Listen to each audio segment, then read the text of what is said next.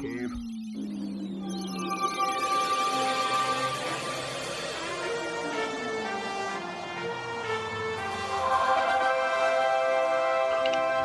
And welcome back to another edition of the Podman. I'm Brad. I'm Brian. I'm Podman Ron. And I'm Alex. All right, got the full crew tonight, and a little bit of a potpourri as different Podmen have been watching different things, it seems like. And, and a lot of news, as Brian said. It's been a while since the last time we recorded, and so much to talk about Bosch in between that time. Oh, yeah. Oh, the Bosch cast. You've turned into the Bosch cast. Although, I will say, it sounds like there may be a wrestling cast spin-off here soon between Alex and Brian. Yeah, we need to discuss. Did you watch the match I sent you, Alex? I did. It's pretty sick, right? It's pretty fun. It is. I'm slowly crawling into the WWE, and I'm having a good time. It's fun. I've never been so ashamed in my life. It's not a proud dad moment, absolutely. Not a proud dad Well, we moment. can get into it, but it kind of makes sense that Alex would be interested in it because at some point, you'd think you'd need to write kind of action scenes. Yeah. Yeah, Right? I mean, I think I was intrigued of it more on the It's been a weird thing because as a kid I didn't really give a shit, but as I've learned about it, I'm more obsessed with the business of it and Right. how they pulled this off in a way that I think MMA and the UFC have kind of modeled their brand off of more than boxing. It's really weird. It's a weird This is fucking a business. great first episode. It's a Yeah. great first episode. It's a back end. This pilot. is bizarre. This is very It's bizarre. a back end pilot. It's So- really interesting. It's a weird world. It's the weird world entertainment. It's well, speaking of the weird world of entertainment.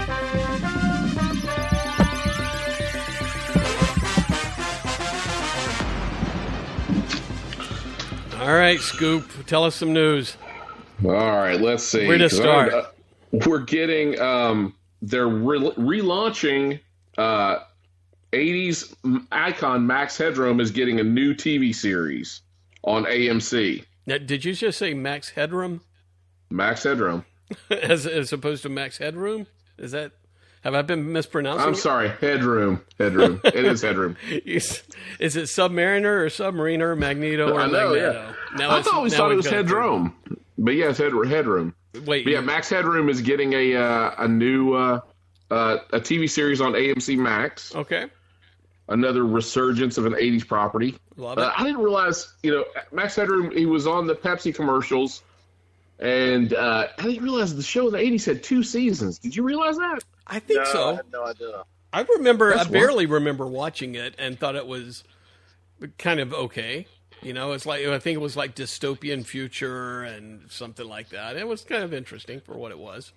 Yeah, it was. They definitely gave it more context than Than a Pepsi they commercial. absolutely had to. Yeah, but yeah, it was pretty interesting because he was like almost like V for Vendetta. Like he was like the Right. voice of the revolution, Right. And he was breaking into these Podcast. podcasts. We could only hope. telecasts. We could only hope that Max Headroom would break into our podcast. Is Matt Frewer back for it, or is he apparently all so. AI generated? I mean, what Yeah. was Matt Brewer doing anyway? I mean, it's not like... Not a lot. Yeah, exactly. Might as well. Not a lot. Might as well. We have we do have as PMR alluded to, we have several deaths, but we did have a birth. What? Yeah, we had a birth. This is a Podman for A celebrity exclusive. birth? Wow, I've got A no. celebrity birth. July 31st was the birth date of George Jetson. Oh, well, there you go. How about that? Yeah.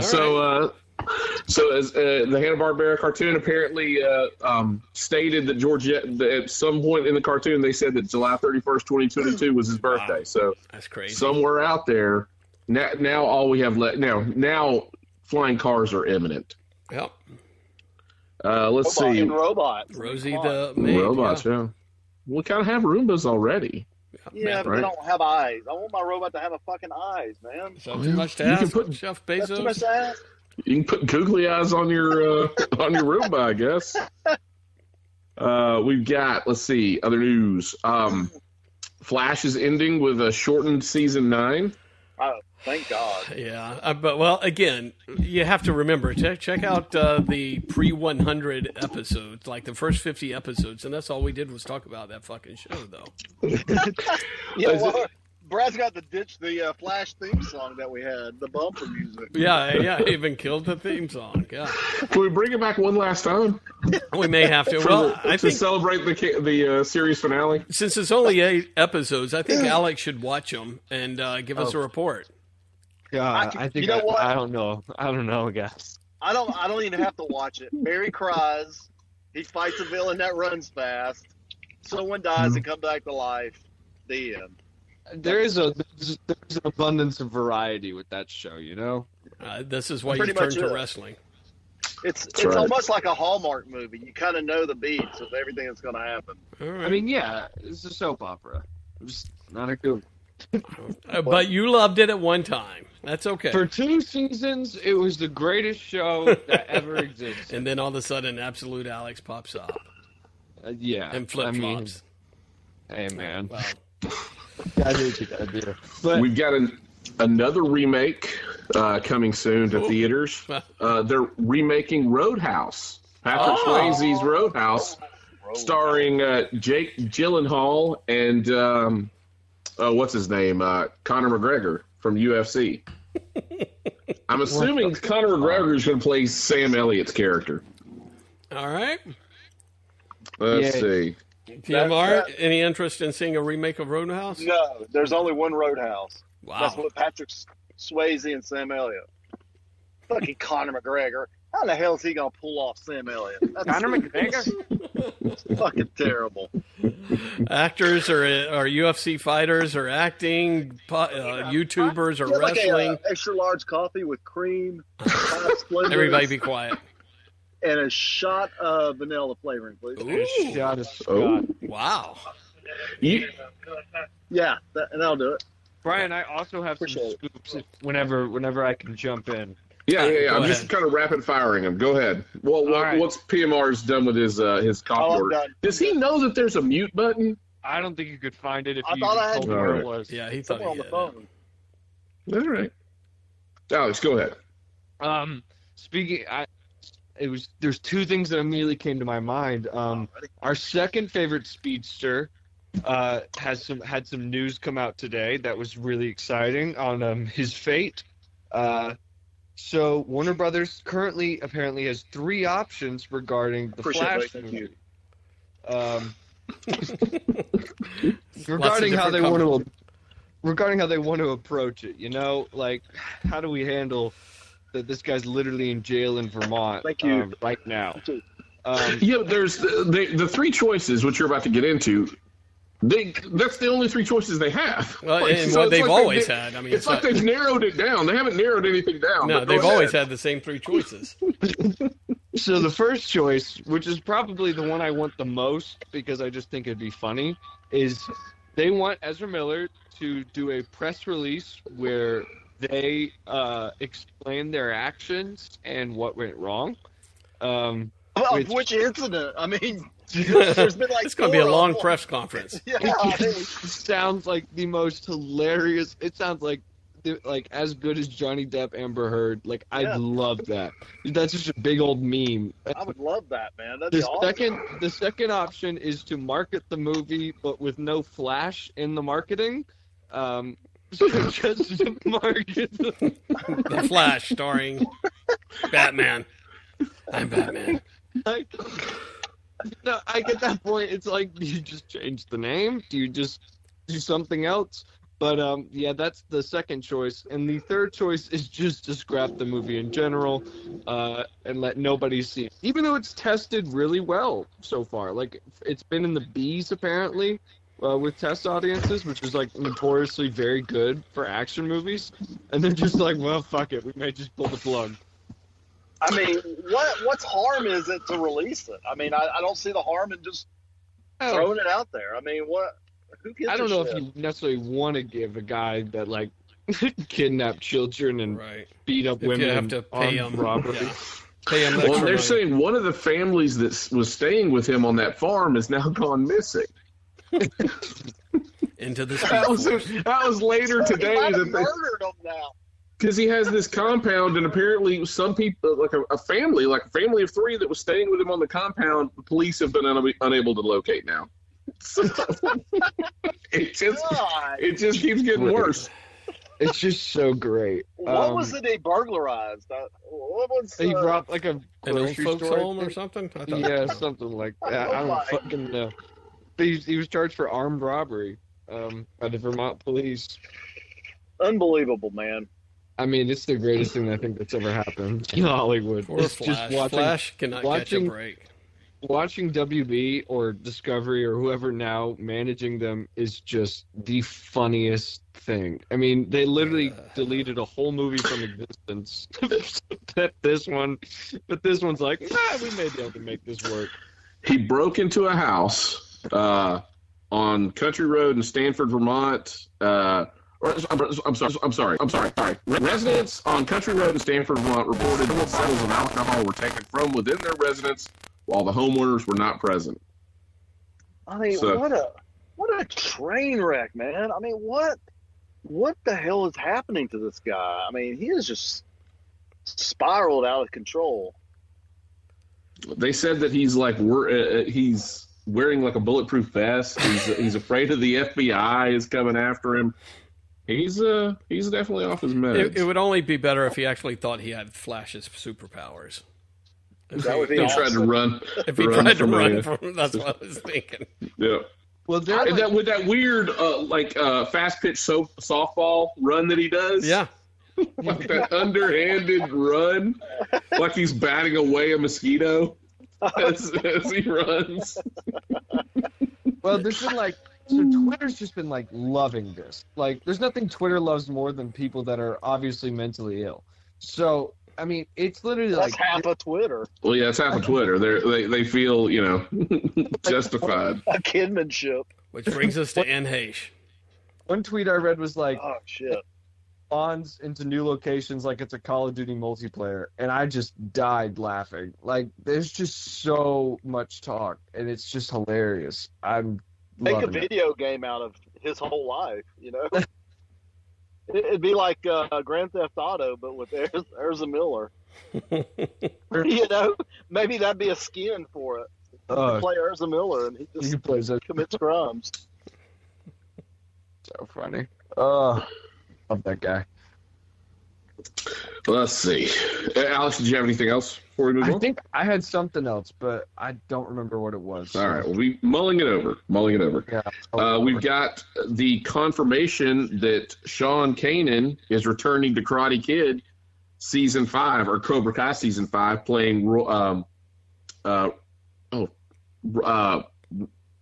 Mike Barnes. I keep wanting to say Roy Barnes. Mike Barnes. Roy Barnes, the bad boy of karate. Yeah, exactly. That's but yeah, I couldn't want to say Roy. It's Mike Barnes, the bad boy of karate. He was the bad boy of karate. Roy Barnes is the bad boy of government.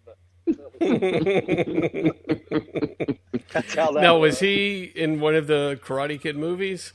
Yeah, he was in 3. So Brad, you just got to watch some fucking movies, man. Jesus Christ! Over the past 2 weeks, I've caught up on. Oh, I've not caught up. I've watched some movies with my Karate kids. Kid 3 came out 30 years ago.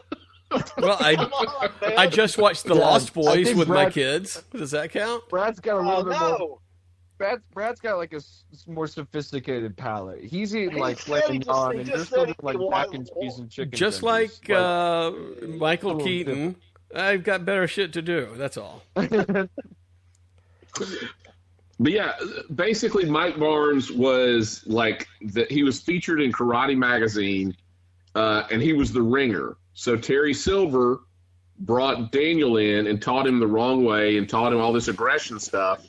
And then the big reveal was that Mike Barnes was actually going to fight for Cobra Kai in the tournament, and the Hill Valley or whatever it was, or All Valley tournament. And so he was the Johnny Lawrence of season 3. Mike Barnes was. But yeah, they've confirmed that he's coming back for season 5, movie 3. Which is awesome. I swear, this is where Cobra Kai excels at. It brings back these old, stars Like, Stars. Is Max Headroom going to be in there? Are we sure? But no, I mean, and this Mike Barnes guy. That's what is his name? Sean Keenan, whatever his name. Yeah. He was like a karate guy. That's where he was. Yeah, he was actually like a karate champion. Like he had a pedigree. So it's kind of funny to watch, a real karate person against Ralph Macchio in Karate Kid 3 and see Ralph Macchio win the tournament. It's like, really? Come on. It's all man. fake. No.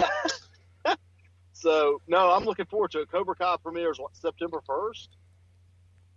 I believe it's September something. Like I don't know the date. Yeah, I don't think I've watched a season since season 2 of Cobra Kai.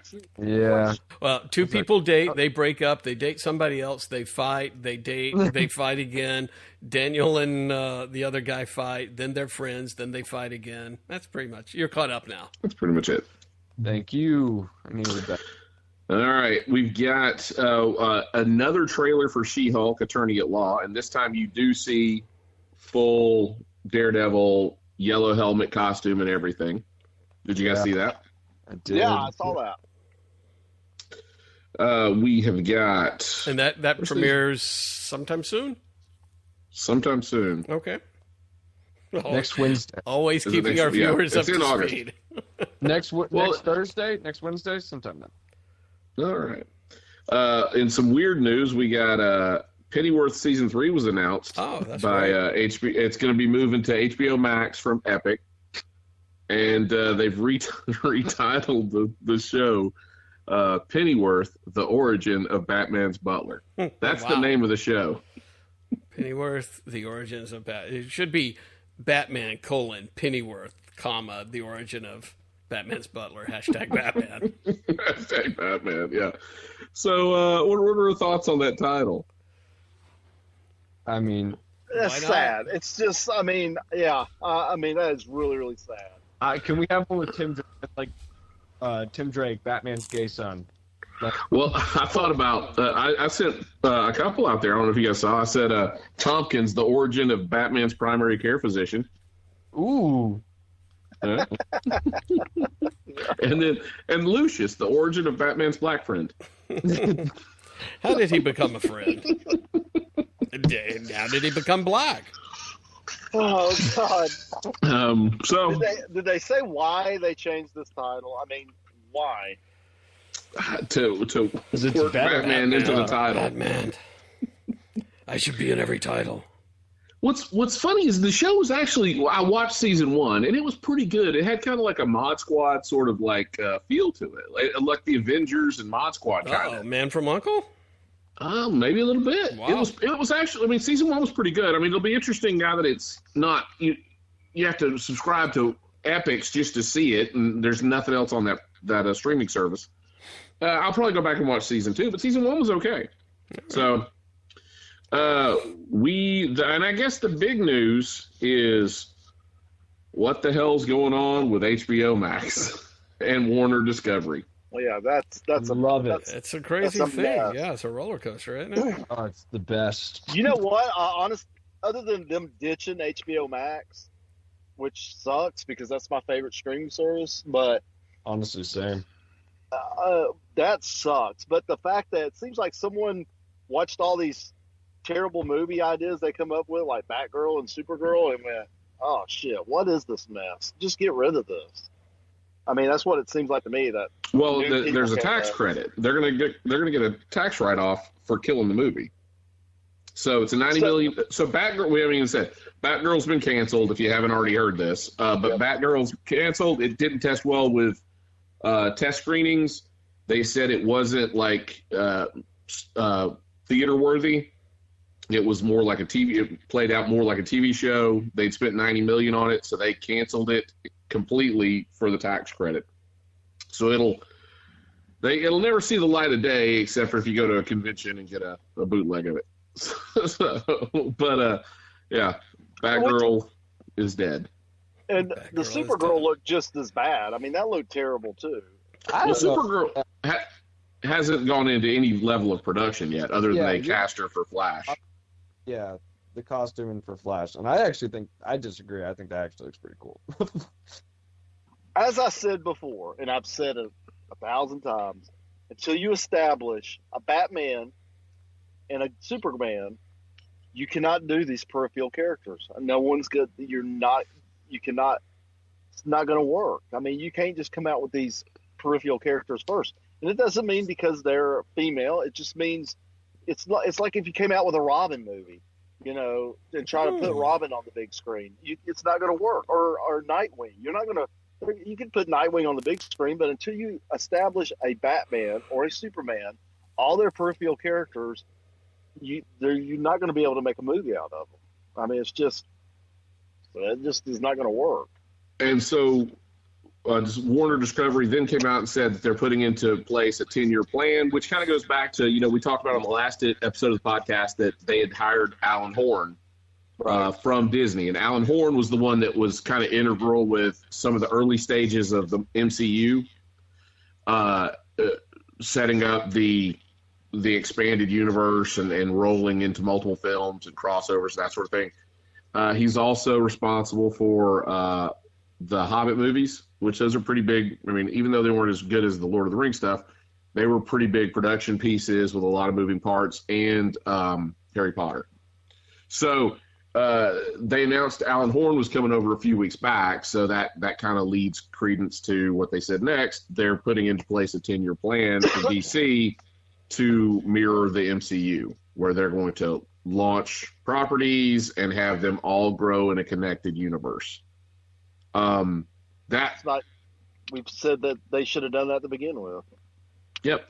The question is, can they pull it off? Right. And I mean, Alex's kids will love those movies. Yeah. We'll be long gone, but Alex's kids will enjoy them. I think that's honestly true. I mean, starting a universe, let's say in 2 years, like you're really gunning for this spot. Marvel's kind of at a place where if you come in and you're starting a universe fresh, that's a chance for a whole new audience to like gauge in again. Because people right now to like want to join into the MCU, well, possible and pretty easy. Like it's still a lot of fucking time, like especially now with Disney Plus shows.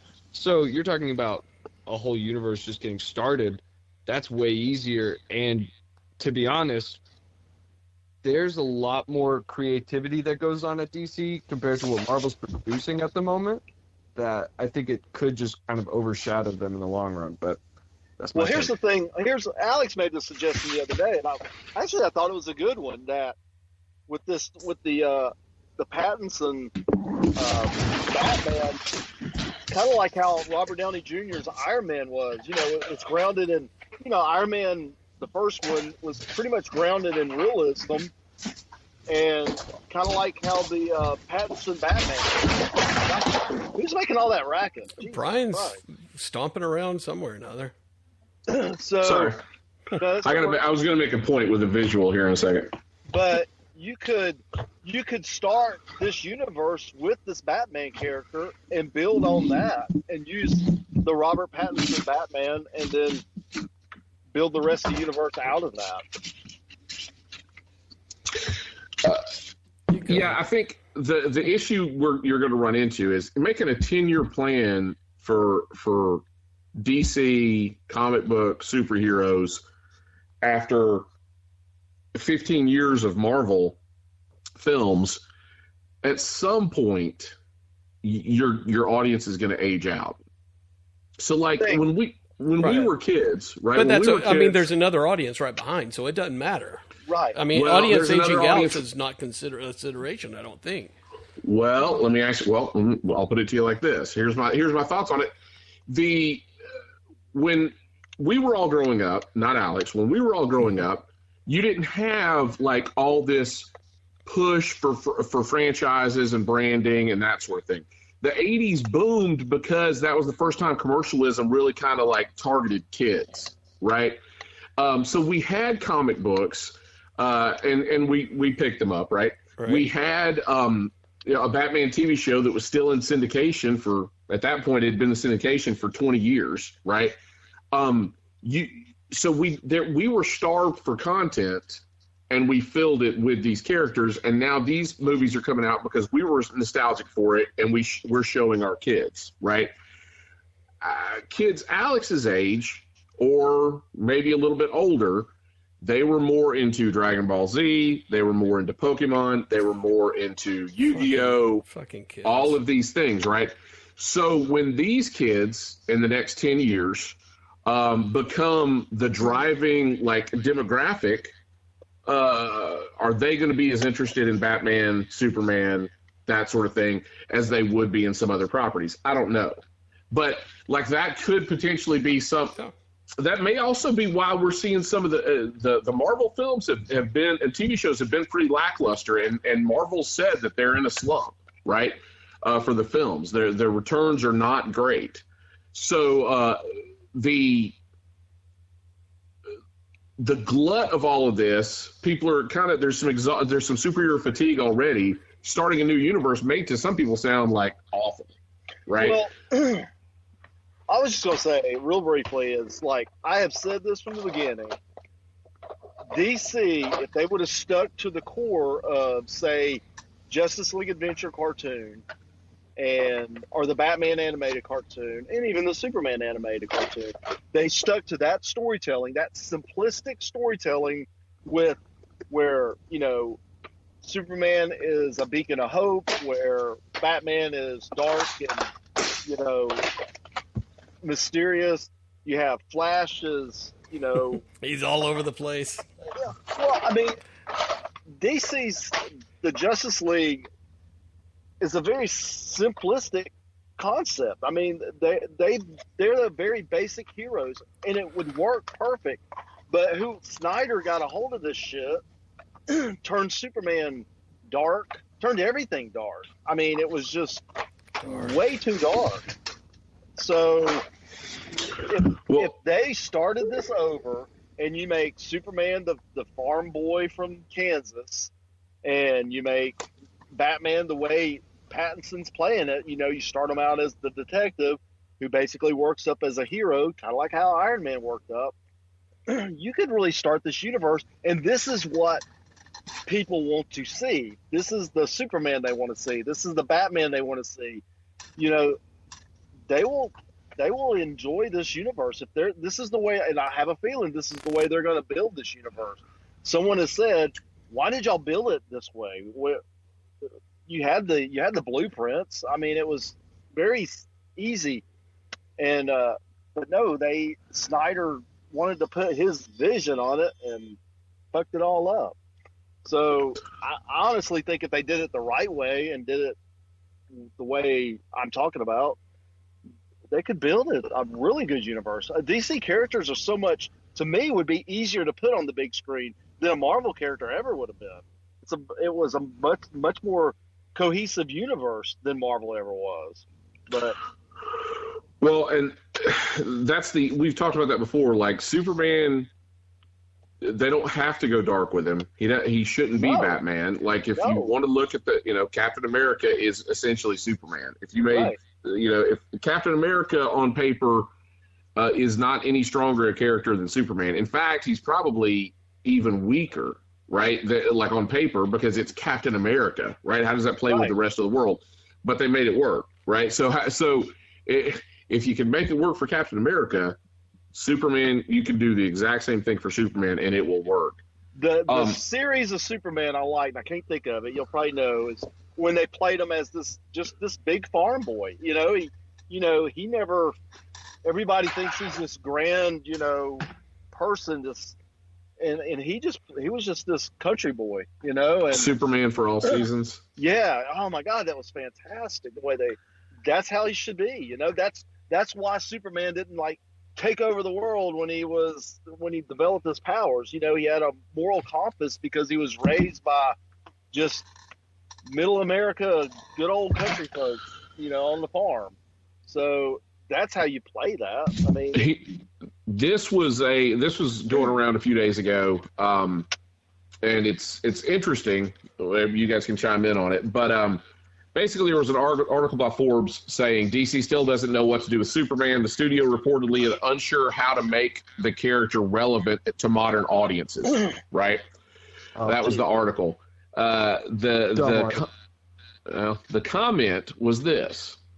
The guy said, people have been ducking on this mightily for a couple of days now with good reason, but nobody has put the finger on the key issue. The key issue is this. A mega corporation doesn't know how to make an immigrant, orphan, anti-fascist journalist relevant without also making him a liberal. Yeah. Right. So there's some of this that's just like, you wouldn't think Superman would be political, but it kind of is. Well, right.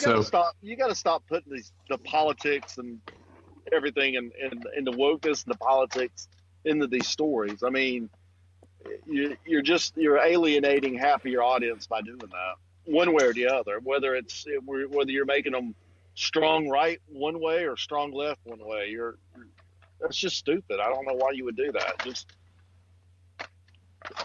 Just write the character, and then you just, it's up to your imagination what you think he would be or not be. Probably wouldn't be either way. So, all right, now as for the HBO Max stuff, we do have some show properties that have been marked safe, and some stuff that's either already been canceled or at risk of being canceled. So Kevin Smith was supposed to be doing a anthology series called Strange Adventures, and that's been canceled. They've announced that also is canceled. They said that Green Lantern is safe. All of the James Gunn stuff is safe. Blue Beetle is safe.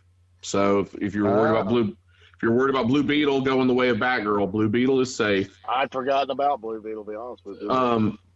Supergirl is likely canceled. Because it would only confuse things when they've said repeatedly they're relaunching Superman or bringing back Henry Cavill. And then I guess everything else is just pretty much up in the air. All the CW stuff is winding down. Nothing's been said about Titans. Nothing's been said about Doom Patrol.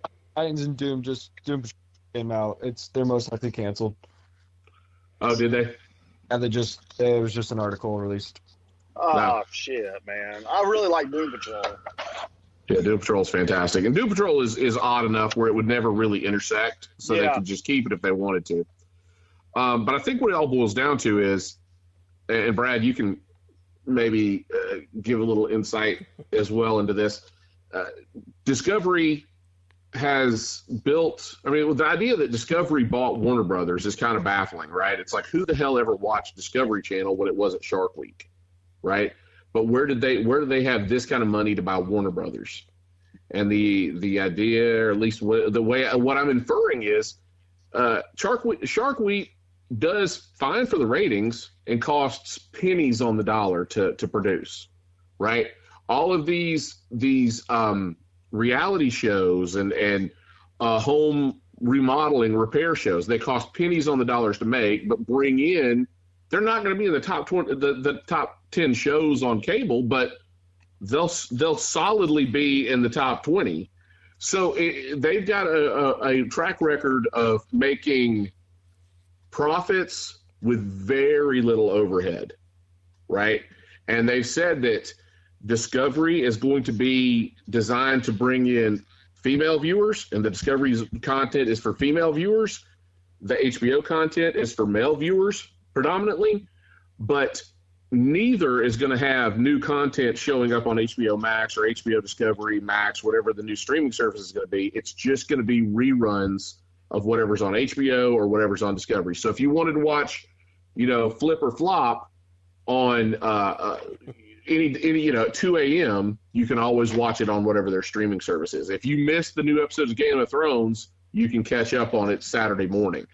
But no new content is going to Discovery Max, whatever it's going to be called. Brad, thoughts on that? I think they're all brilliant people, actually.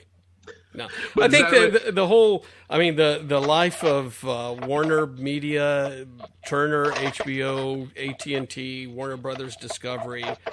I said it's going to make a great course one day, a college course one day for Alex's kids. People will go back and look at this and have case studies upon case studies of either what was right or wrong with the whole thing when it's all over with. I mean, I'll tell you right now, like, to me, basically a class of its own. Like, the articles that come out every day and just the business of it. And I watched their whole fucking investor call and was just like, this is baffling to me. Like, this is genuinely, like, just the way they talk about it. I mean, it's just absolutely insane. It's really weird. It's like rebuilding. It's like David Zaslav wants to rebuild Hollywood from the ground up. And I'm like, dude, good luck, man. Good luck. Because Hollywood doesn't like that kind of shit. Notoriously. But here's the thing. Here's the good news out of all this, right?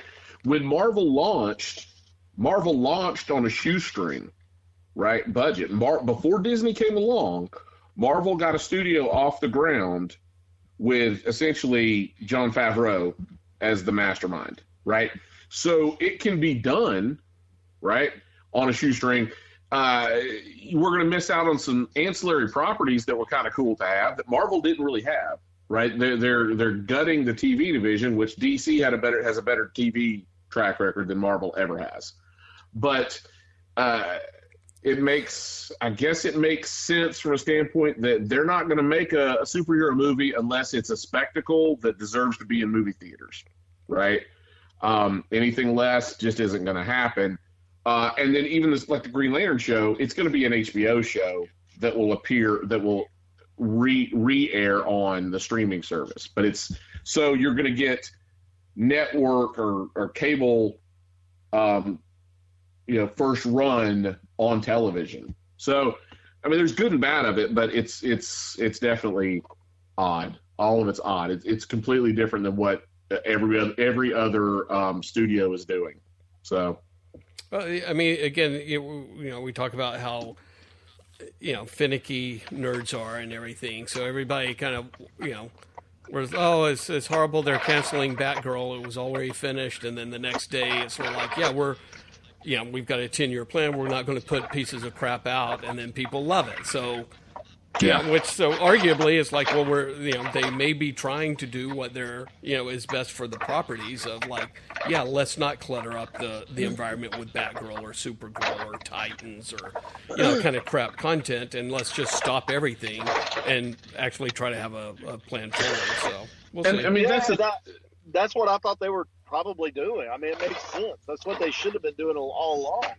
Instead of what they had been doing, let's just throw shit to the wall and see what sticks, is what it seems like they have been doing. So I'm actually glad they're doing this. They're making this pause to reevaluate and come up with a 10-year plan.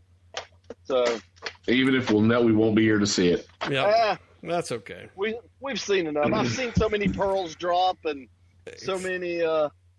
Krypton can blow up so many times. So. Exactly. And again, by the time the new Superman or Batman comes out, maybe there'll be a resurgence of superhero movies because right now, again, Marvel's in a slump. Everybody's sick of superhero movies. No one wants to see this crap anymore. So give it a break for 5 years and then come up with something that might be interesting. Well, and I got a feeling too, if what's going to happen is the next chapter of this is if it works, if they get out a Superman and a Batman film that work and people like and they're building towards a universe, Marvel's going to press the reset button. And we're going to get. I know everybody's kind of shitting on Marvel right now, but I'm still enjoying some of it. I'm not exactly like it's terrible. I'm still enjoying it. I agree with you, Mark. But I think Iron Man will be back. Iron Man will be back. Yeah, I think we're already headed towards a reset button after Secret Wars. I think we're heading kind of like All New, All Different Marvel came right after Secret Wars, and it was not completely different, but there was a lot changed in like the hierarchy. So I'm like, that to me feels like the next, like, let's take a step back and let's redo a little bit. And I would like to, Alex, you didn't listen to the last episode, right? Please don't repeat it. Oh, what? No, I was just going to say. Sorry, I woke up. What happened? Right. I had a thought, because we talked about all the Marvel movies that were launching, right? And so the bookend of chapter or of phase 6 is 2 Avengers movies, right? The Kang Dynasty and then Secret Wars. right?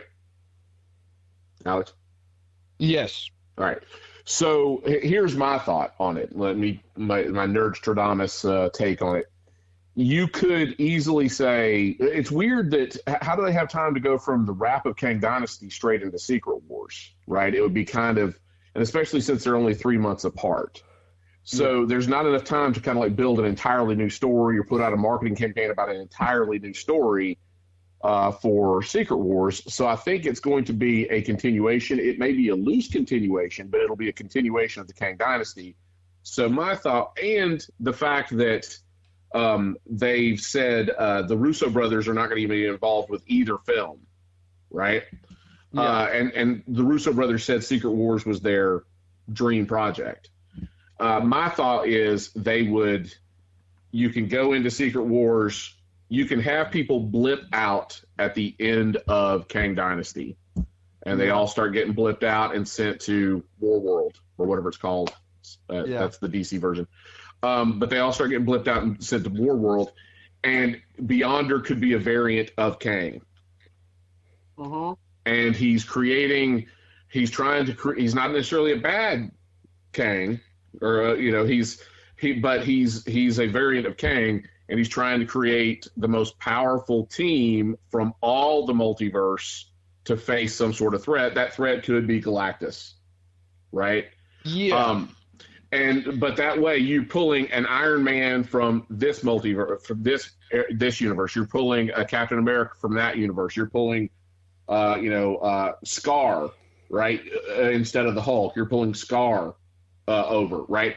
But you're pulling all of these characters over, and they're all going to fight to determine who's the ultimate, like, Avengers team or the ultimate, team to go up against whatever the threat is. In my mind, it's Galactus, right? But that way, you've got a chance to bring back an Iron Man, a Captain America. Well, we Captain America, but we got Captain America. But you could bring over a Captain America and have Sam Wilson beat him. True. I mean, I go with a little bit of a different theory.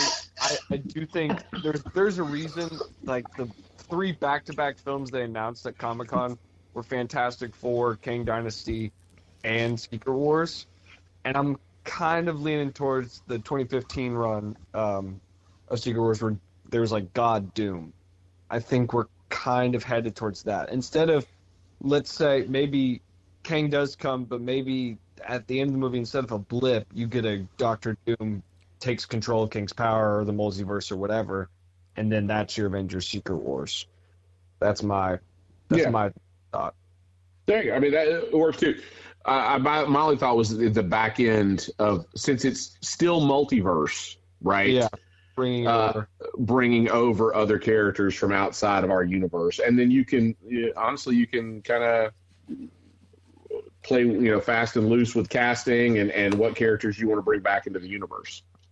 So you can do. Can I get Morbius? Ooh, yeesh. You can get young Tony Stark. I really am thinking Morbius is the real cat. Bring Morbius in. Bring Morbius. Yeah, so. Morbius. I mean, that's my opinion, though.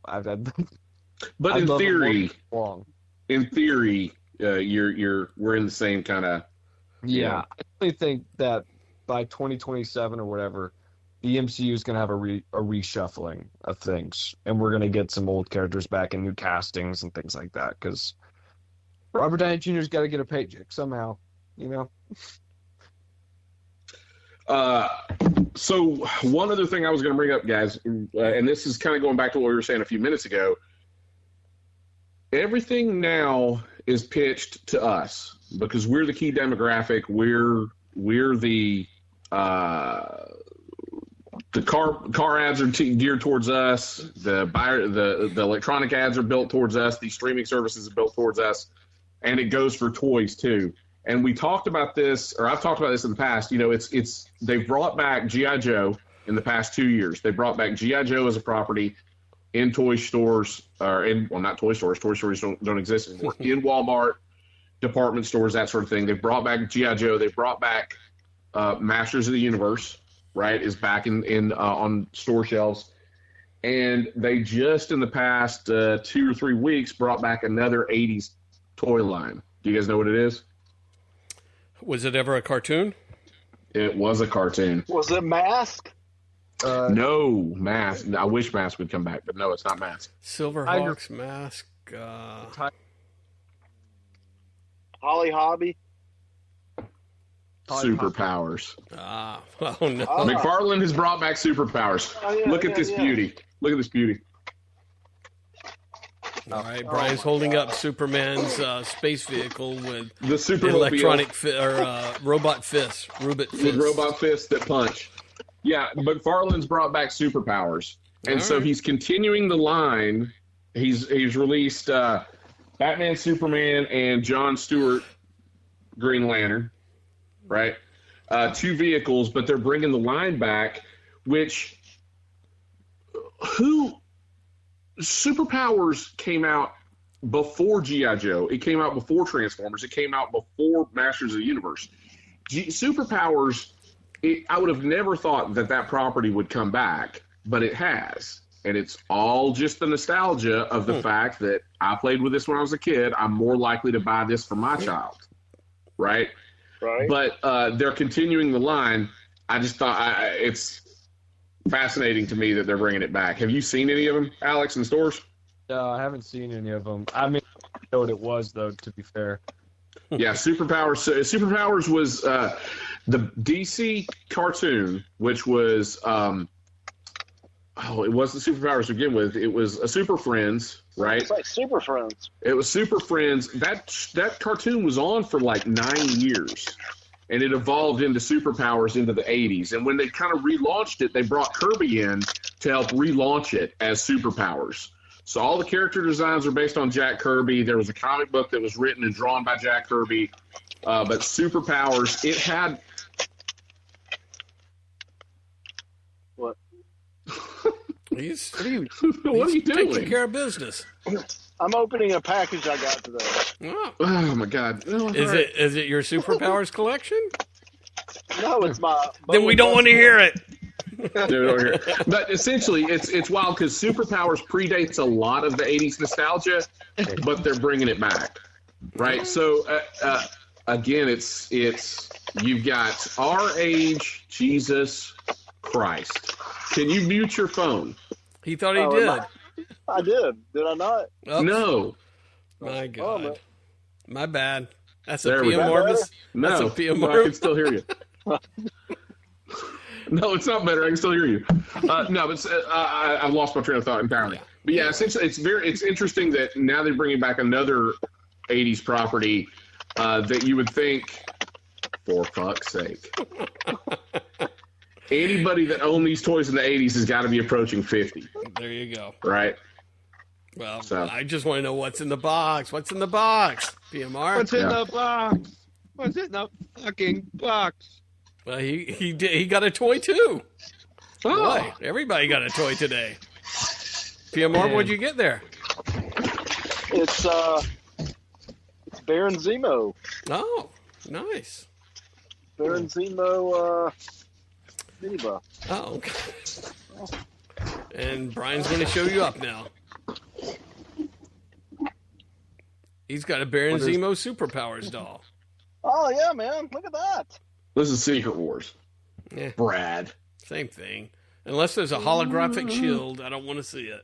It's got it right there. What? Lenticular shield? This is There's crazy. the lenticular shield. Look at it. My God. Read it and wait. All right. Well, this has been a fascinating episode. This has been a long fucking news segment. But this is what you get, I guess, right? Yeah, we were backlogged. We were definitely backlogged. We had to blow it out. Yep. But yeah, that's the only other news piece we've got is Joker 2. We got the title, and they've announced Harley Quinn as going to be played by Lady Gaga. And why couldn't they cancel that? And confirmed it's a musical. Hey, honestly, I've been thinking about it for a couple days. And my thought on Joker 2. It's kind of soured in the mouth a little bit. You know, it's just kind of a Taxi Driver, King of Comedy ripoff. And it's like, whatever.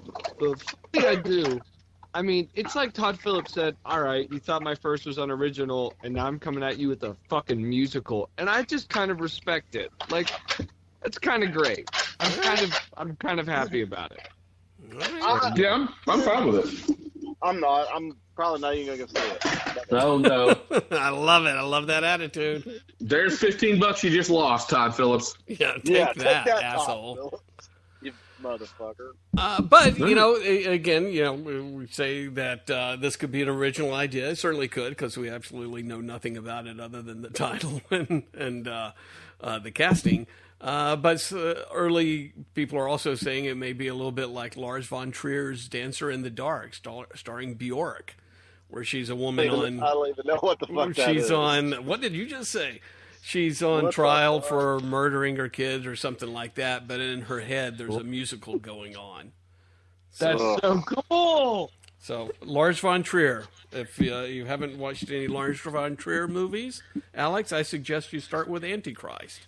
Can we talk about Roadhouse some more? Okay, Because that's fine. much more entertaining. All right. Please. That is the news. Now we can get on to celebrity deaths. Oh, my God. Look at this one. PMR had a rough month or whatever. rough week. Yeah. I know somebody this week. I know someone who died. It's crazy.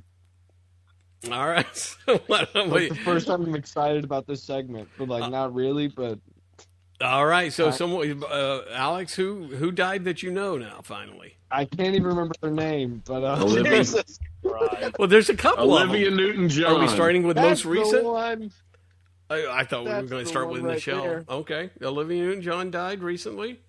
Yeah, that sucked, man. Yeah, she was Poor still Sandy. she was still kind of hot though. Yeah, she was kind of hot. There you go. Yeah, There you I go. love Sandy. Man, that's a childhood crush right there. Yeah, well, Go watch the Let's Get Physical trailer, or Let's Get Physical video. The hotter the celebrity, the sadder the death. Oh, is I've what watched. I always say. I've watched. All right, she so really she's gone. she could really wear some black leather pants. I will give her that. There you go.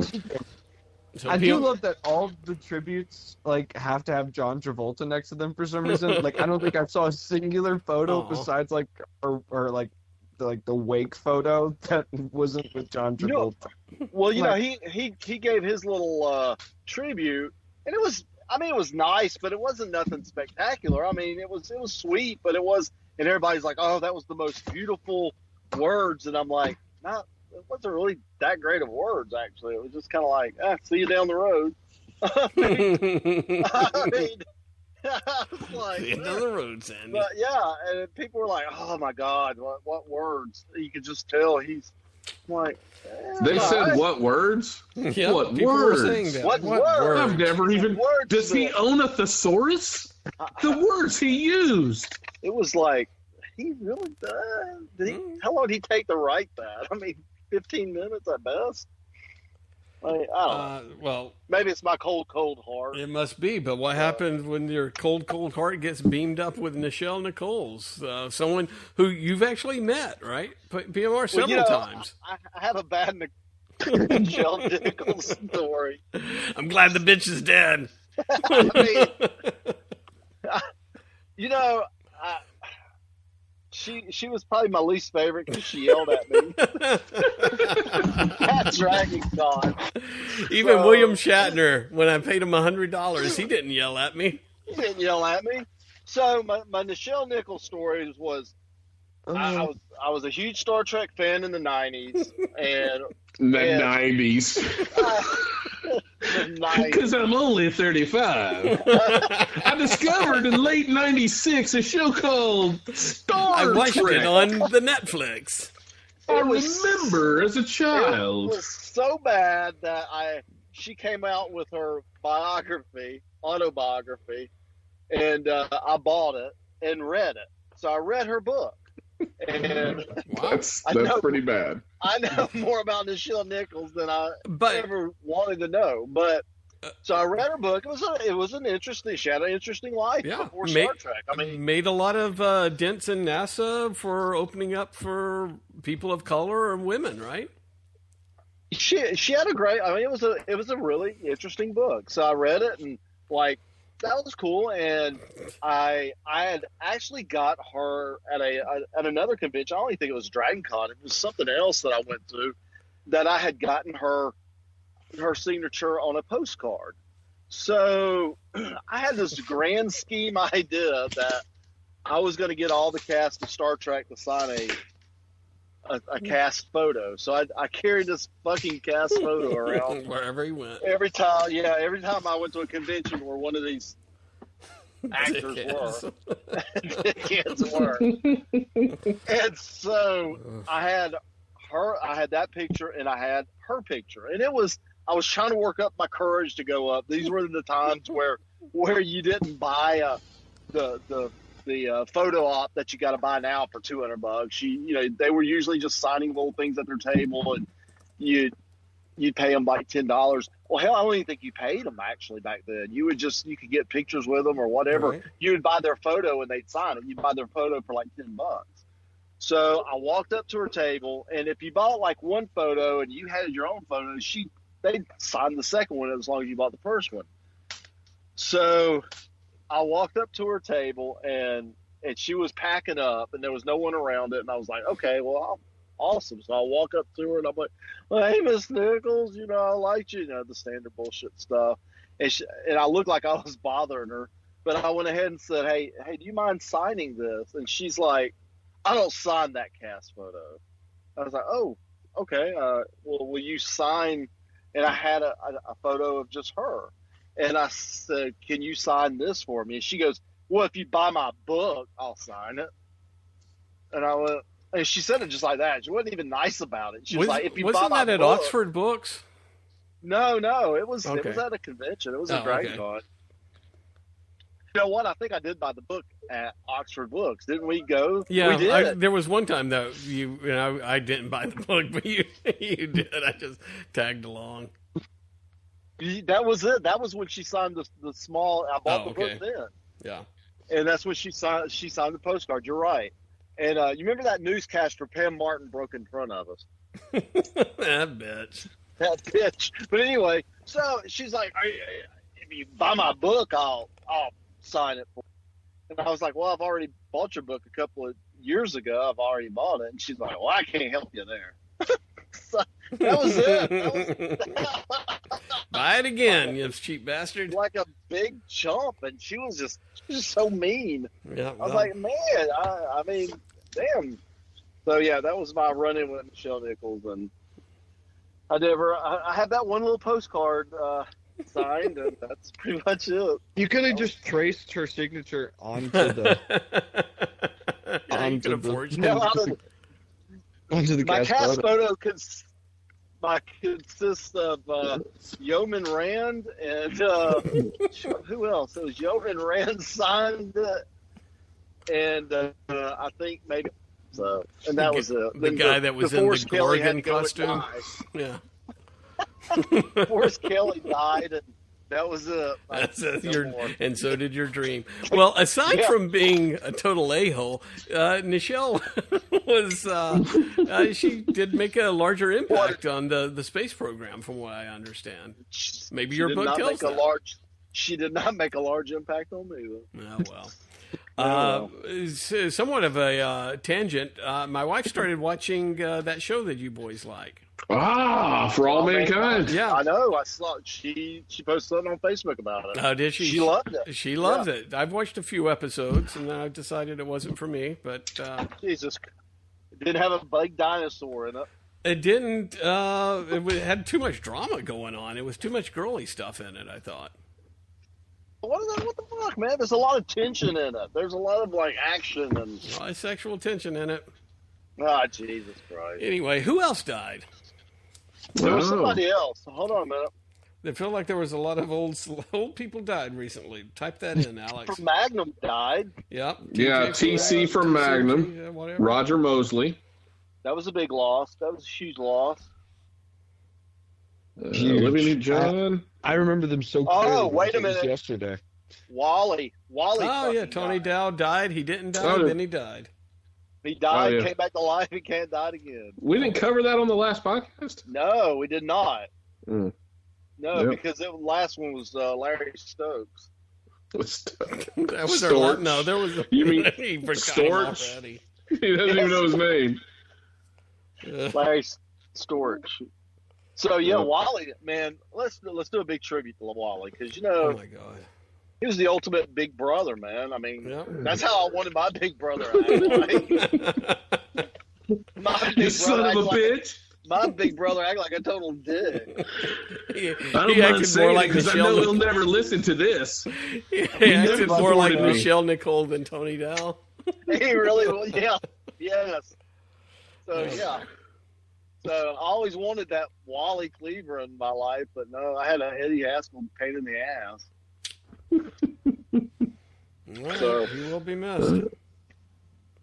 So Wally Cleaver, and he died one day, and then they said that no, he's not dead, and then they said, oh wait, no, he died now. So nope, they should just kept him dead, you know. Yeah, that was a roller coaster for me. The roller coaster of emotions. That 12 hours, man. Will he live? Nah. They shouldn't have done that. Well, when they said he was in hospice, like that should have been a clue. Still a roller coaster. Still didn't know. All right. I think he's going to pull out. It's like the Reaper just went after Nick at night, man. Yeah. Well, we also, not dead yet, but and we had another Grease issue. Brad's wanting to end this segment. I know. We're an hour in, just to keep time. My God. No, just what about Eddie? Was it Denson? Yeah. Who? He was the one that broke into the old folks' home. Eddie Deason. Yeah, he broke into old folks' hotel. Eddie Deason from Grease, and he was a voice actor. He was Mandark on Dexter's Lab. He was the one kid on the nerd kid on Polar Express. He was in everything. Surprisingly, not in Revenge of the Nerds. Yeah, but that's strange. But he committed a crime and then was going to go to court, but then they deemed him not mentally fit for court. So yep, happens to us all. Yeah, but he didn't die. Nah. No, but we had two Grease situations this week. Greasy on the same day. Yeah, actually the same day. Oh, there you go. All right. So what else we want to talk about? Movie reviews? You guys got a Nope review? Is that a yes or a nope? It's a yes. I have a Nope review.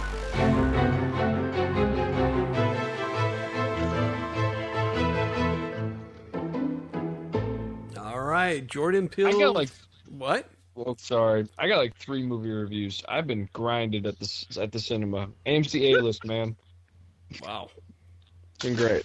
It's pretty good. Have you seen Nope? I have. Oh, wow. All right. Well, hey. Brad's like, I haven't seen Nope because that's the only review we're doing. Yeah, because if you ain't doing anything else. Hey, guess what? I've seen movies too, but we ain't going to be talking about them. People can hold the goddamn horses. I have seen Nope 3 times. Oh, God damn. Jesus Christ. All right, well, tell us about it, Alex. You're the Nope fan here. I'll let Brian. I'll let him. Well, I hope when Nope comes out on digital or DVD, whatever it is, they add like the secondary title, like they did with Pennyworth, right? Because it could be Nope, semicolon, Space Jaws. They may. Because that's Space Jaws. Any person that has said that this is an original script by Jordan Peele is a fucking idiot. Wow. And Alex, has never watched Jaws. Hold your horses. That's what I thought. Okay. Alex, it was Space Jaws. I mean, it really was. But it's not. Well, that doesn't mean I didn't enjoy it, but it was Space Jaws. I enjoyed it, but yeah. I've even got a list of comparisons for you, Alex. And we'll go through them one by one. I'm going to be in the bathroom. Number 18. Let me start with number 32. Yeah, I just got a few. Alex, but you disagree? It's not Space Jaws? No, I agree it's Space Jaws. I don't agree that it's not an original movie. Well, I don't even know how to respond Jaws. to that one. This is Jaws upside down. That's literally how he probably pitched it. Imagine Jaws. Except for upside down. He brought the Jaws poster in, right? Where Jaws is coming up in the swimmer, and he just flips it over. I like it. And sets it on the table. That was Brilliant. I'd argue Another winner. Where do you get all these ideas from? I'd argue that yes, it is just Jaws. But there are a lot of original elements that are going into this. Okay. Hey, Jaws didn't have a chimpanzee in it, so Yeah, that's Gordy's the only redeeming quality of it. The Gordy thing is the only thing that sets it apart in any way from Jaws. I'll tell you right now that as someone who's read the Jaws script and who will read this script, I can say without a doubt that I think this script is more complex and more interesting than Jaws. Wow. But yeah, yeah, I agree. This is a more complex script. All right. Would you like for me to go through the comparisons? No, why don't you give us a review of the movie, actually? Somebody. We haven't even, listeners who may not know about this movie, we don't even have a synopsis, and you're already tearing it apart. All right, synopsis. So you've got a ranch and these Hollywood animal actor trainers that train horses for Hollywood. Okay. They're out in the farmlands of California, like 30 miles outside of L.A., which I didn't know there was farmland 30 minutes outside of L.A. But so they are training horses for movies. What is all that background? Weird occurrences start happening. There's a cloud they realize that hasn't moved in days. Their horses keep disappearing, and they figure out that there is what you're led to believe is a spaceship in the cloud. Spoiler one. Spoiler one, right? It's not a spaceship. It's actually like an interstellar, predator that's in the clouds. That even at the beginning of the movie, you're led to believe it's like silver and metalish. It's not. It's grayish and a little bit reflective, but just like a shark, like a fish scales, like a shark might be, right? And there's a point towards the end of the movie where you see it come down, you get a full view, and it devours something, and it's like, that is shark skin. It looks exactly like shark skin. But so they realize that there's an animal, that this thing is above their ranch and hunting in their region, and so they decide that they're going to film it and get rich from filming this UFO. That makes sense. Should I go further? Without, we can go to the next movie. Well, yeah. But here's the comparisons, right? So, did you guys notice the horse statue with the flags? Yes. Right. So that was a big part of the beginning of the movie. When they realized it was feeding on horses, they had a horse statue outside this amusement park near their ranch, and so they put the horse statue out there where they knew whatever it was feeding. Well, they didn't know it was feeding. They thought it was just beaming stuff up. And so they set it out there, and the entity comes out and eats it. And it had those little flags, those little sign flags on it, like you see at a used car dealership, that sort of thing. The little banner flags was attached to it. And so now when it got stuck, I guess, in the monster's throat, and so the flags would show up, right? Which is just like Jaws with the barrels. Oh, interesting. Just like Jaws with the barrels. You'd see the barrel pop up and it'd wad. You know that Jaws is close, but you don't know where he is. You'd see the flags kind of feather down, and it's there. You can't see it, but it's there. So you had that was directly lifted.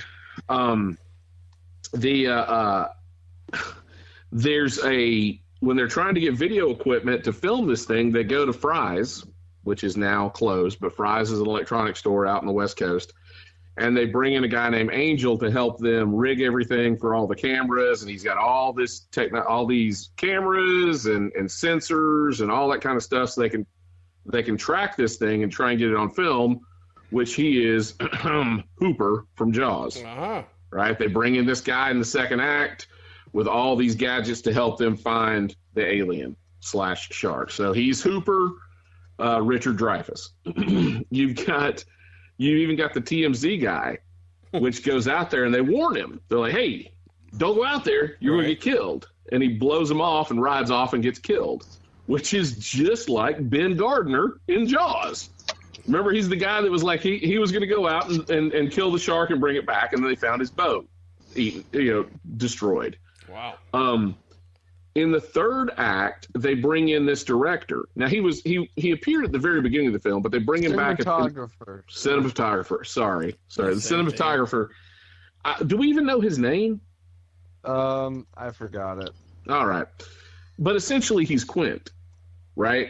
He's Quint of this movie. Now, even so much as the alien causes an electromagnetic field that will brown out any electronics.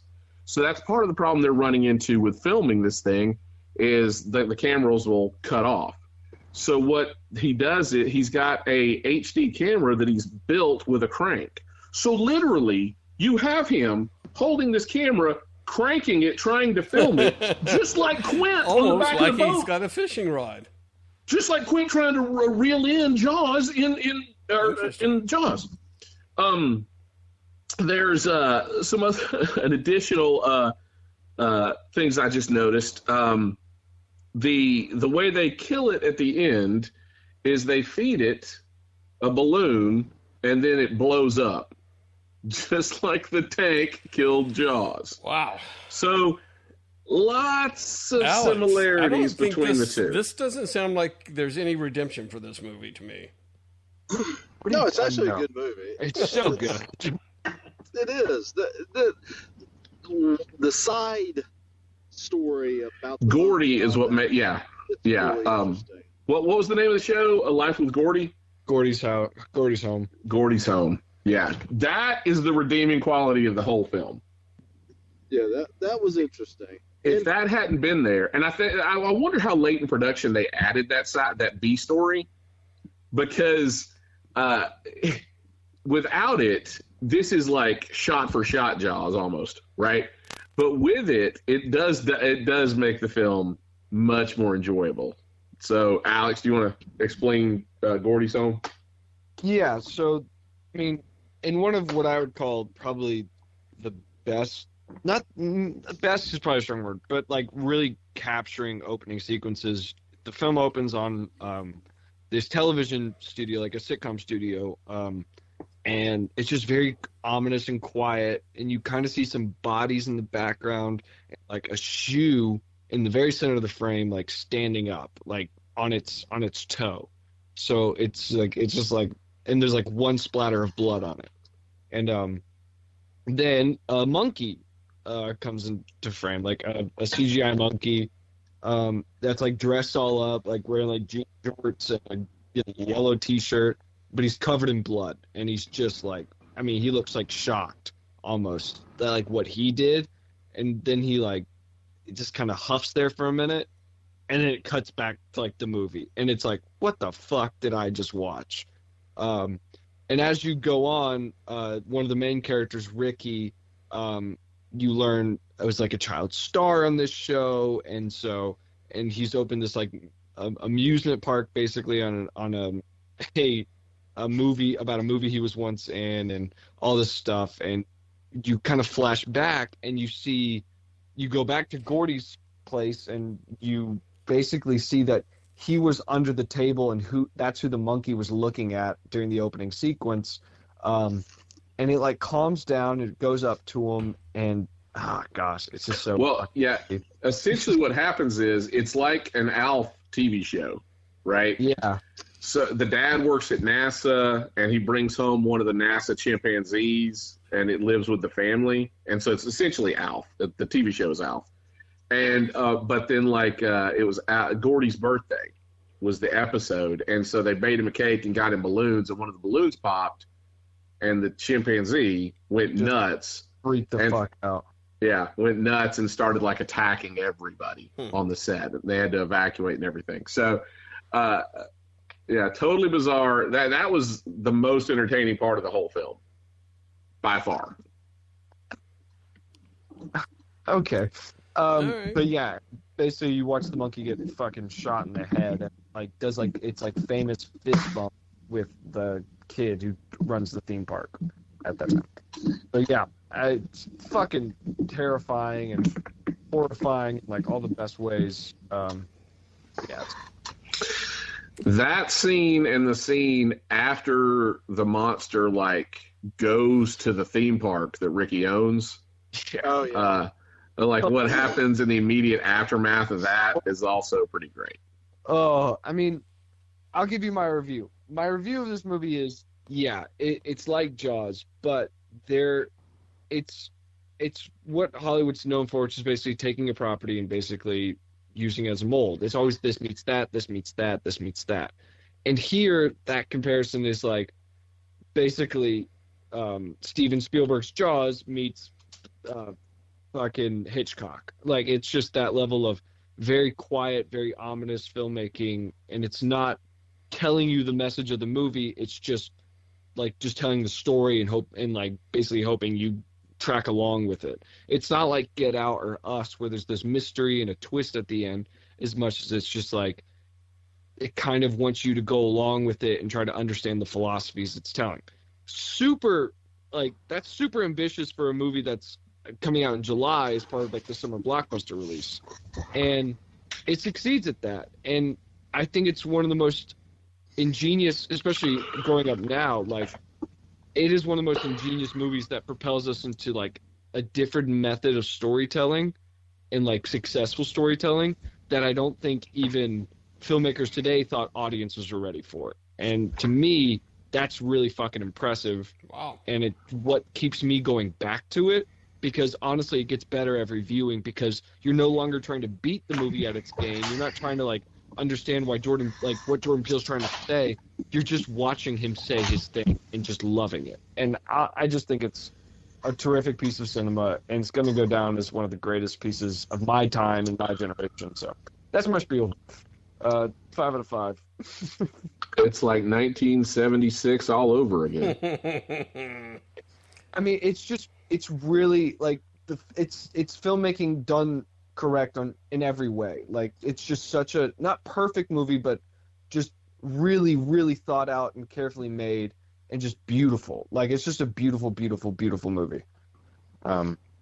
Yeah. Wow. I may watch it when it comes available on a streaming service. Now, I liked it. I thought the acting was good. The characters were fun to watch. I mean, they were, Podman Ron, you can't follow Podman Ron. You cannot follow Alex's review about talking about how beautiful and Hitchcockian and take it as it is and philosophy, and then you follow it up with, I thought it was good. The acting was good. The directing was good. You can't do that.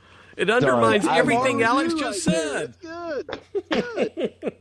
Really, it's a special movie. It was good. 4 out of 5. I said 4 out of 5. Brad, this of movie blockbuster films, summer blockbuster films, this is probably the closest that's gonna fit into your wheelhouse. Yeah. This. Brad, I think you would like this. I think probably would, but like I can still live without it. You don't think I can? I shouldn't? No, I think you should. It's the same thing I'd say about Top Gun Maverick, and those are 2 of my top 3 favorite movies of the year. Those are Nope being number 1 and Top Gun Maverick being number 3. What's number 2? Vengeance, which just came out. Written. I haven't seen it yet. The guy who was to The Office. DJ Novak. Yeah, this movie's just it's just it's not complex, but it's like it just wants you to pay attention, and it's so beautiful, and it can be conceived as. Yeah. Acting was good, cast was good, cinematography was good. Monster was good. Music was good. It could be perceived as slow, maybe. Like, I had some people being like, that was just kind of slow. And I was just like, I think it's just more that he was taking his time. He wants you to really feel the investment and the patience of these two characters. And the pacing is Jaws 2. Like, wait, Jaws or Jaws 2? No, Jaws. When are we going to have Nope the Revenge? He's going to fucking go after these boys. It'll be called Hell Nope. The movie also has some great comedy too, which actually. All right, you've convinced me to go watch it when it comes out on streaming. No, go to theaters. Come on, you're killing our industry, man. The industry's dead already. You've seen how many films? Wait, hold on. The person that's paying for AMC stubs and seeing movie after movie after movie for one low price of $21 a month. Yeah, but at least Brad's killing the industry. How many films have you watched this month for $21 total? Hey, it's 6, but hey, 6 in 2 weeks. It is what it is. It's been really fucking boring. All right. I think you owe the film industry about $50, Alex. At least. I own like 70, but that's besides the point. The point is that I'm still. We're still on Nope. I'm really just screwing over the studios. I'm not screwing over the theaters because most money comes from concession. And studios got plenty of money. It's fine. It's fine. All right. So Brian, what do you give this? PMR gave it a 4 out of 5. A solid good. Yeah, I'll give it a 4. Solid good. It's 4. But yeah, I mean if it wasn't for Gordy, like it might not be a 3. That fucking chimp did it for Brian. No, that chimp did it, man. Like that chimp. And when you realize why all this metal keeps raining down from the sky, it's pretty fantastic as well. Yeah, but also it's not like Gordy. While Gordy doesn't play a huge part in the movie, what Gordy the character is saying and like the message behind him is really fucking solid, and that's what makes it. I think Brian's right to a certain extent. It's like those moments are the most thrilling and the most like entertaining, but also they just add so much to the story and to these characters that it's just hard not to love. Well, the whole idea. Well, the thing is this: like Ricky should have known, like you're dealing with a wild animal. Yeah, right? But that's the beauty. Oh, it's so fucking cool. So he thinks the same mistake that the producers of his show that scarred his life, thinking they could tame this wild animal, is the same mistake he makes at the end of this movie. He thinks there's this unknown entity, whatever, and he thinks he can control it.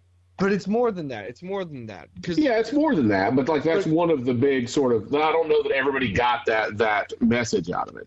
But I think the more I don't even think it's about like the producers as much as it's about him and Gordy share really like that's a moment between them. It's that punch is something that they did often on the show. Like it was what they said it's like the second season they were filming, and it's like so they've been doing this like iconic punch between this monkey and its kid friend for so long, and he thought like he was special. There's a connection there, like he has this like bond with animals. Stupid kid. And it's just like this level. It's like this level of trauma that's built within him, so that when another animal comes, he thinks it's for him, like a blessing. And it's just like, fuck, that's cool.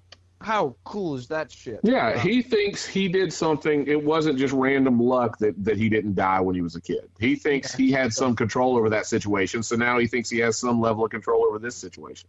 Oh, it's so great. And spoiler alert, he does not. He does not. He learns a lesson. Effectively, Ricky's kind of the mayor that won't close the beaches. There you go. You're right. Yeah. Add that to your list, Brian. All right. I'm writing it down. It's just so good. It's just so good. Oh, God, now you're reverting, Alex. You're running out of adjectives. It's just good. It's just So good. good. It's so Writing good. was good. Cinematography was good. I like I give it 8 goods. that. Number of goods. I like that rating system. All right, what else we got? I'll give it a great. What else you got? We got the Bosch report. Did Alex review it though? What was your? He said he loved it. Five. He gave it a Ratings. 5. Oh, all right. Okay. All right, let's not rehash it. Brad is fucking done with this segment. I was ready to move on. Yeah, He it's said, getting "Fuck this show." a little late. There's the Bosch report. Let's do, I watched Prey. Does anybody want to talk about Prey? I'll finish it, talk maybe. about Bosch. I did watch after I turned Prey off midway through it. As soon as the alien appeared, I lost interest. So maybe I shouldn't. But did you watch the Comanche version or the English version? I watched the English version. But what's weird is the English version when the French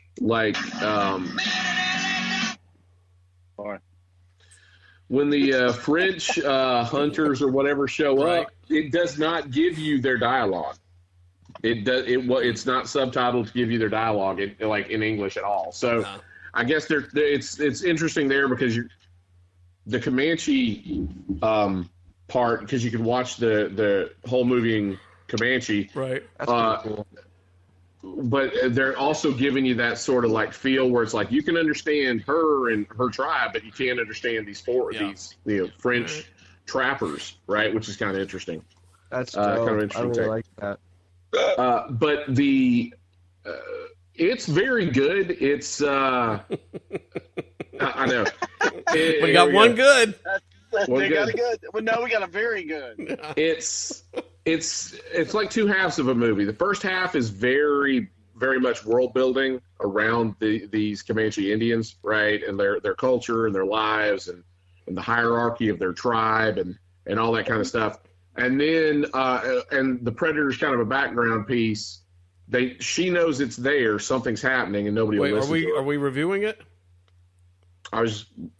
Should I not? I think Podman Ron said hold off, and then he dropped. It's a Predator movie. And then he It literally it is every Predator movie you have ever watched. All right. Right? Predators hunting. Somebody realizes something's amiss. Nobody will listen to that person. That person ends up having to take down the Predator at the end. And somehow or another, she survives. Somehow or another, she survives. So, like, if it is a Predator movie from start to finish, the surprising piece is just in how real and how kind of how the drama side of it pulls you in. Okay. So, it's very enjoyable. I would give it also a 4 out of 5 stars. All right. Well, there you go, PMR.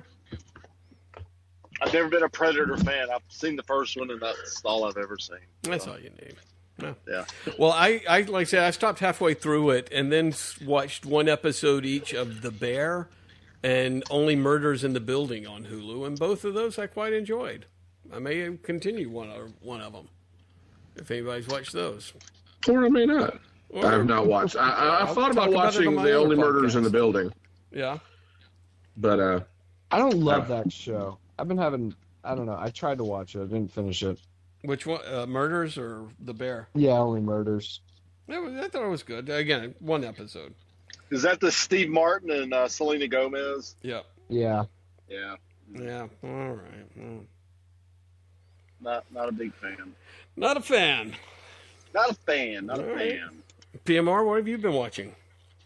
I watch Bosch. Oh, Bosch God, damn it, Legacy. why I stepped right into that. You stepped right into Bosch Legacy. There's help at the door. Who could it be? It's Bosch. It's Joe. Open up and see.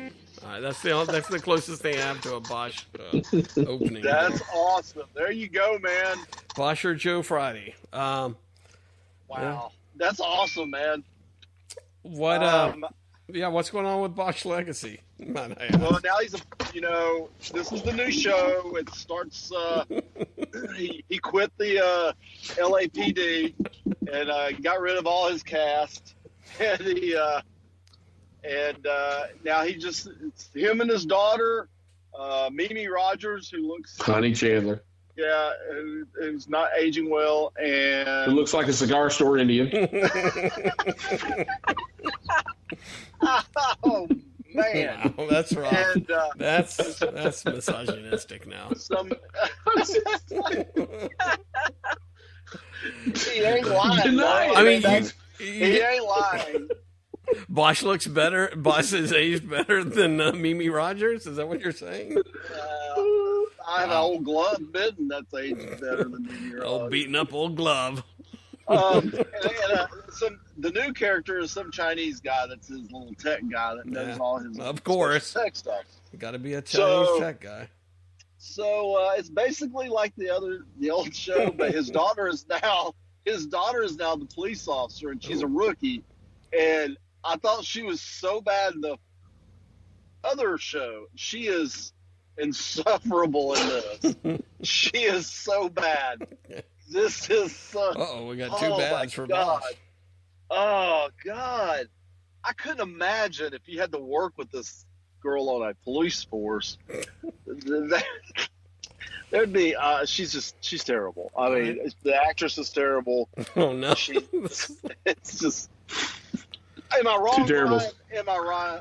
No, it's cringy watching every scene she's in, whether it's her weird acting or her glomming onto a situation and making all the wrong choices. It's rough. Yes. Well, and it's like she's this just nerd. I mean, like she plays it just like him, just straight laced. Like there's no camaraderie with other officers. She's like, excuse me, can we go do this? I mean, she's just very straightforward, and it's just weird. It's like no one acts that robotic. Maybe they're both autistic. I mean, could be an inclusion show. Yeah. I wasn't saying that jokingly. I was no, but I mean, the way you just said that, it's like, well, that would be an interesting twist in the whole thing. It makes sense, but the show's rough. I feel like this season with this new show, it was a lot going on, and the payoff just wasn't there. It was just not as interesting as the other one. You didn't have the J. Edgar. Police chief. Oh, there he goes. Bosch. We're having some microphone problems with PMR there. But Bosch is just as insufferable too, just as terrible as he ever was. I still, it is the most bizarre thing that this show has gained some type of traction. And yet you watch it. And yet I watched 8 episodes of it. So what's weird about the whole thing, and I think we said this a while back, was when they said they were going to do a spinoff, I was like, oh, great, because I hate Bosch, but it has such a really good supporting cast, right? Right. And then, J. Edgar, J. Edgar, the other 2 detectives, Chief Irving, they got a really good supporting cast. And when they said they're going to do a spinoff, I was like, oh, okay, well, Titus Welliver's leaving, and they'll make it Hollywood Homicide. Nope. Basically, Titus Welliver fired everybody else from the show except for himself and Maddie. It's like he took the worst actors from his first original show and cast them for this one, just to make him look better. Maybe he's like, oh man, they're getting too much attention. I'm going to let me just take these people with me, because I think Mimi Rogers is horrible. This is bad too. I mean, she's just not a good show. I mean, it's not as good as the other. So the other Bosch. So, well, hey. Like Brian said, Brian made a good point. You don't have those other characters that were so good in the other one. You don't have them at all. These characters that there's only 4 in the cast. It's the 4 I named, and they're not good at all. I mean, you have guest stars every once in a while. You have, J. Edgar showed up for maybe 5 minutes, and those 2 detectives Brian was talking about, they showed up for maybe 10. But other than that, it's just kind of a cringy show. And one of those detectives is Mac's dad, right? Which is bizarre to watch. Mac from Always Sunny. Always. Hey, when is that coming back? I don't know. Yeah. Normally it comes back in January.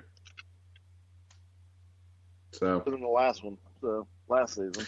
Oh, did you hear this? This was just a tidbit. Speaking of shows that are past their prime, Curb Your Enthusiasm this last season filmed a Larry David death scene. Did you know that? Yeah, I heard that. Yeah, in case he died before. In case he died before filming. Well, yeah. They should have carried it out because, he didn't know it was going to be if they were going to bring it back or not. So he wanted to go ahead and have a wrap up on it. But evidently they ended up renewing it, so he didn't. So at least we know now that he's going to kill himself off on the final episode. There you go. I hope that it goes back to the original concept. Funny. No, dare. Zing. I did. Speaking of funny, and I know Brad's ready to get the fuck off, but I did listen to what's his name, Bill Burr. Yeah, the Bill Burr comedy special. Yeah. Oh my God, that was hilarious. That was The fantastic. new one on Netflix. Yes, I was crying. I was laughing so hard. So I would strongly recommend, if you like comedy specials, to listen to it. All right. If you're highly offended, do not listen to it. Uh-oh. Yeah. No snowflakes. No snowflakes. All right. Alex, anything else from you before we wrap up? Nope. Alex has got nothing. He went to go see another movie, I think. I guess so. It's Bill Burr live at Red Rocks on Netflix. Yes, live at Red Rocks. Sorry, I was on mute without realizing. Botch is not my cup of tea. You gotta sit through it too, Alex. Come on, man. I know. I've just been I've seen Vengeance and Marcel the Shell. So, wow, that's a movies good range there. I like it. Yeah, Marcel the Shell is great for anyone who wants to see it. Really endearing. I recommend it. Brad's gonna hate this. Can we talk for like a minute or two about the wrestling thing we were talking about earlier, Alex? Oh my gosh. Yeah. All right. I'm gonna have to go on mute. So yeah, so we start mute snoring. My ears. Yeah, exactly. No, yeah. So the whole thing with wrestling, and like to what you were saying, Alex, is UFC models after wrestling, not after boxing. Yeah. Right. And it's that the showmanship, because that's the thing is if you got a boxing match and it only goes one round, everybody's going to be pissed. But if you've got fireworks and a rap, artist singing the guy, rapping the guy to the stage, and he's got on some giant, some costume and light effects and smoke, it's that's all wrestling. That's wrestling's effect on other sports industries, even football now. Like the entrances to football games are such productions now. That's all like the wrestling effect on it. But what's interesting when you're watching any of the wrestling stuff is it's two guys telling a story like visually to pull the audience in, and then so like it's like a stage production in the sense that the audience is just as important a part as the live audience is an important part of the whole show, but then they're also telling this whole story, but also coordinating and making sure neither one gets injured. Yeah. Right. So it's choreography, it's cinematography, it's audience engagement. It's more than just two guys pretending to fight.